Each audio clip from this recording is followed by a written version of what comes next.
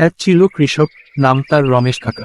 গ্রামের এক কোণে ছোট্ট এক ক্ষেতে তিনি চাষ করতেন।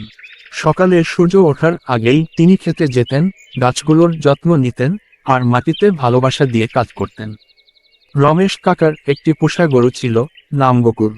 গোকুল তার প্রিয় বন্ধু। সে রমেশ কাকার সঙ্গে মাঠে যেত, লাঙ্গল টানত, আর ফসল ফলাতে সাহায্য করত। একদিন খেতে প্রচণ্ড ঝড় বৃষ্টি হলো। রমেশ কাকা খুব চিন্তিত হয়ে পড়লেন।